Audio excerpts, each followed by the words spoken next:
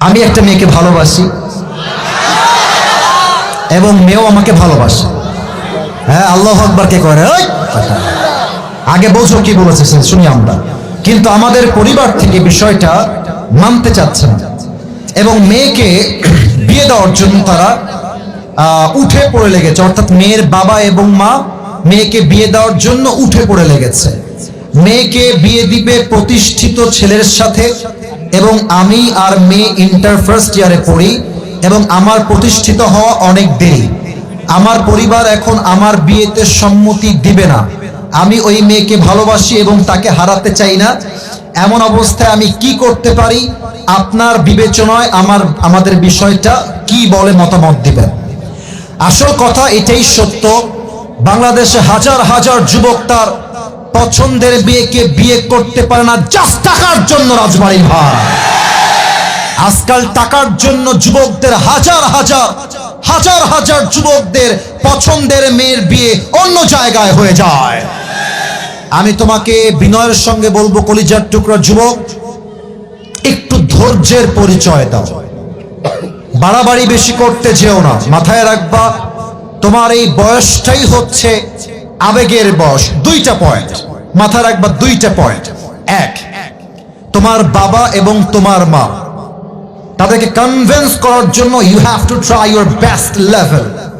সর্বোচ্চ দরকার হলে বাবার পায়ে ধরবা, মায়ের পায়ে ধরবা যে মা, তোমার দোয়া ছাড়া আমি বিয়ে করতে চাই না গো মা, প্লিজ তুমি একটু হেল্প করো আম্মা। বাবার পা ধরবা, আব্বা প্লিজ বোঝার চেষ্টা করো, আমাকে বিয়ে না দিলে আমার দিন দিন চরিত্র নষ্ট হয়ে যাচ্ছে, আব্বা প্লিজ বোঝার চেষ্টা করো।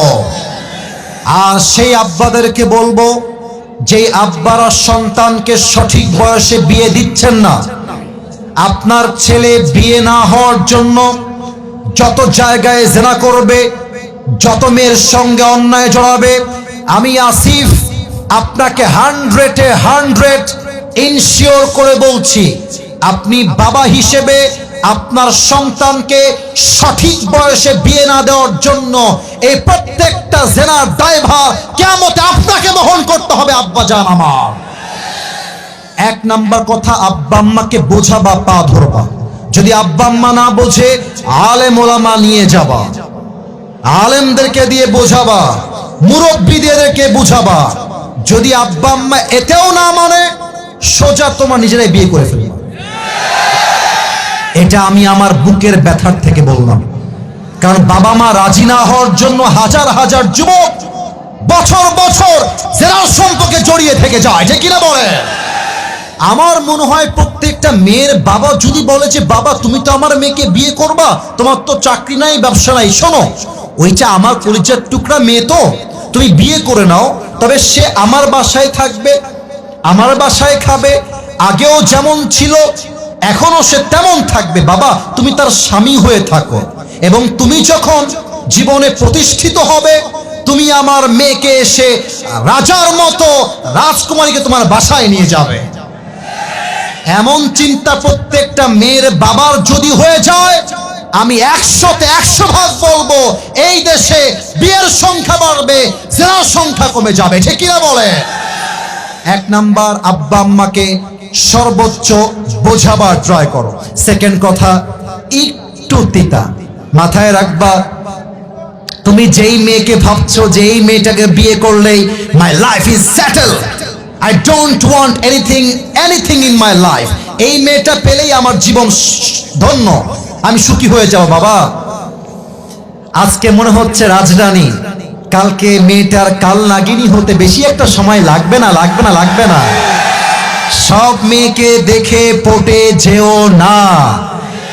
মেয়েদের সব আই লাভ ইউর মানে আই লাভ ইউ হয় না। অনেক সময় একই মেয়ে, একটাই মেয়ে একসঙ্গে 4টা বয়ফ্রেন্ডকে মেসেঞ্জারে মেইনটেইন করে বেড়ায়।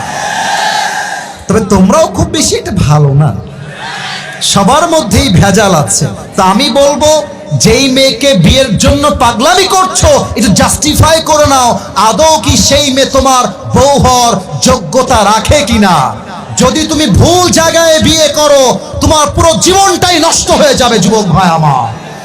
আল্লাহ যুবককে হালাল ভাবে বিয়ে করার তৌফিক দান করুন।